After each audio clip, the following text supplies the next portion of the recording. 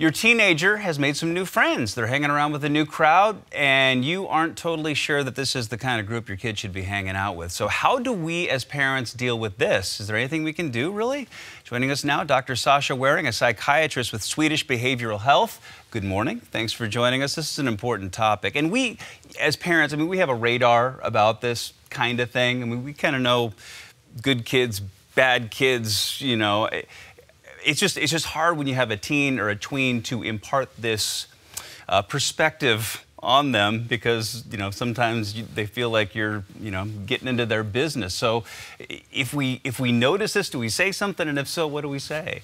Sure. It's a tough one because, as you probably know, my kids are not quite teenagers yet, but for those who have teenagers. Oh, it's a joy. Yeah, sometimes. Pure joy. Sometimes your best intentions totally backfire. You tell your kid maybe you're concerned about a kid they're hanging out with, and that just makes them all the more desiring to spend time with those kids. Right. And so I think it's important to base your level of intervention on your level of concern. So if you think that your kids' new friends are driving drunk and exposing your kid to all kinds of serious immediate danger, or kind of backstabbing and talking trash about your child, making them feel bad on a regular basis, I would suggest being more upfront and direct and being more active in potentially like limiting your child's contact with those kids and being really direct about your concerns. If it's more the situation that you don't have that level of concern, but you think maybe they're not the best friends your kid could be hanging out with, or you really want your kid to be on the varsity team and now they're hanging out with kids that don't play sports anymore, you might take a softer stance and reflect on what it is that you don't like about your kid's friends. Because it could fall on you, ultimately. It could be you making a decision based on yourself rather than what's in your kid's best interest. Sure. Is there anything we can do to protect our kids from the wrong crowd to begin with? Sure. Well, short version is there's probably no way to absolutely keep them from hanging out with the so-called wrong kids, whoever that is. Yeah. However, there's some things we can do to maximize the chances that they do well and they succeed and they resist the kind of temptation or pressures for negative influences. And that would be things like keeping them engaged in school, keeping them doing well academically and progressing. There's a lot of evidence that kids that are doing better in school have fewer mental health problems, have fewer problems with drugs and alcohol, get in way less legal trouble. So helping them stay on track academically, and if they're struggling, getting them help with tutoring, thinking about like, are there different classes that would be more in line with their interests and their abilities.